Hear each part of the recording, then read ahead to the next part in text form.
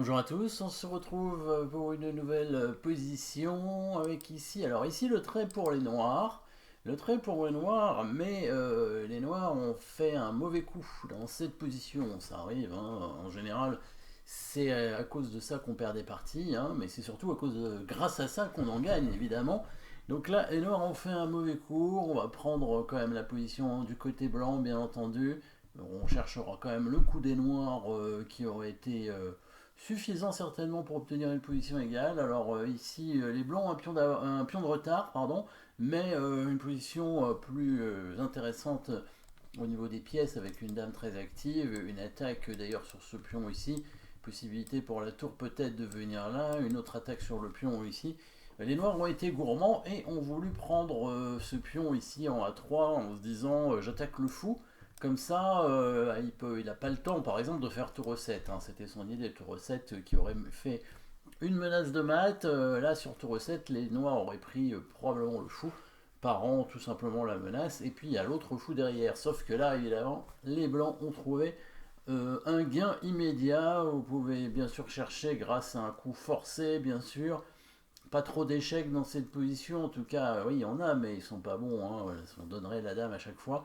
Par contre, il y en a une menace de mat, bon, il y en a plusieurs des menaces de mat en fait, il y en a au moins deux, mais il y en a une évidemment qui sera plus forte que les autres, hein, et par rapport à ce qu'on a dit avec les deux fous, la tour et la dame qui attaquent, bien sûr, la destruction de la défense, destruction de la chaîne de pions devant le roi, avec la prise du pion par le fou ici, menace de mat avec dame prend fou prend G7, menaçant dame H8, tout simplement.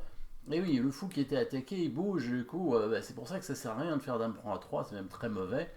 Parce que après, en plus, la dame bouge, hein, on va voir que ça va être important que la dame noire contrôlait tout à l'heure une case qui était essentielle, donc là, il n'y a pas tellement le choix hein, pour parer le mat. Tour prend fou, et là, maintenant, les coups forcés suffisent hein, pour gagner. Fou prend F5 échec, fou prend, dame prend F5, il va bouger son roi en H8, la tour vient en 8, voilà. Si la dame était restée en A4, eh ben, cette case aurait été contrôlée. Oui, là, ça aurait tout changé. Tour G8, voilà, ça c'est la fin de la partie. On H7, tour E7, suivi du mat. Tout était forcé. Hein. Après fou prend G7, il n'y avait pas grand chose à faire hein, pour les noirs. Hein, qui, avec la menace de mat en H8 et la prise du pion en F5, pas de contre-attaque pour les noirs dans ces cas-là. Hein. Un coup qu'on aurait pu envisager, c'était tour G6, mais ça n'aurait pas été très utile certainement. Après tour E7 échec, hein, roi H8 pour éviter la prise de la tour sur échec. Bon, ben, on fait simplement dame F8 et ce sera mat avec dame prend H6. Voilà.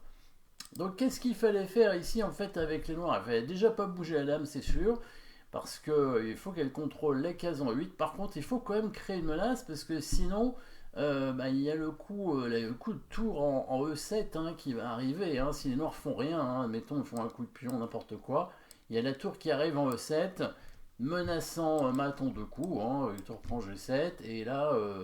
Bah, ça sent pas très bon. Hein. Peut-être un échec en D1 pour essayer d'amener la dame en G4 pour protéger, mais bon bah ça part le mat, c'est vrai, mais par contre il perd au moins le fou déjà pour commencer, hein, et les blancs conservent la pression sur le pion G7. Hein. On voit que le fou F1 ici a protégé le pion G2, donc les noirs doivent absolument créer une menace sans bouger leur dame. Et la menace, il faut peut-être que le coup fou prend G7 aussi, il peut être assez embêtant. Non, le fou prend G7 ici c'est plus embêtant parce que il y a la case 8. Donc le bon coup c'était quoi? Eh ben c'était fou à 5 ici. On attaque le fou. On attaque le fou à nouveau. Donc du coup tour 7 fonctionne pas parce que le fou est attaqué. Protégeant cette case. Hein, tour 7, fou prend C3. Voilà. Et les noirs gagnent une pièce. Et si les blancs font le sacrifice cette fois, après fou prend G7, tour prend G7, fou prend F5, fou prend F5, dame prend F5, et ben maintenant on fait simplement roi H8 et on voit la dame qui contrôle la case en 8. Et les blancs bah, n'ont rien de mieux que faire maintenant l'échec perpétuel avec dame F8 et dame F5. Hein. Donc une erreur qui change absolument tout le résultat de la partie. Hein. Si les noirs avaient joué un bon coup, ils auraient fait nul, très certainement, parce que les blancs n'avaient pas tellement le choix ici. Hein. Si les blancs prennent le fou, en fait, les noirs conservent tout simplement le pion d'avance, hein, ils attaquent la tour, ils menacent peut-être d'amener la dame pour quand même créer des attaques sur le pion et sur le fou. Donc j'ai pas l'impression que les blancs aient vraiment le choix, à part faire ce sacrifice ici en G7 et forcer la nulle. Donc il suffit d'un coup, hein, on le sait, dans une partie, on peut avoir une position gagnante et la perdre sur un coup, ou inversement, hein, une position nulle et l'adversaire fait une erreur et on la gagne sur un coup aussi. Mais il faut toujours bien étudier les parties pour être sûr que le résultat a été correct dans la partie, hein. On fait toujours des erreurs, hein. Même si on gagne des parties, on a fait une erreur. Ce qui est plus difficile dans les parties gagnées, c'est de trouver à quel moment on a fait l'erreur, parce qu'évidemment l'adversaire n'en a pas profité. Merci d'avoir suivi cette position. N'oubliez pas de vous abonner et à très bientôt.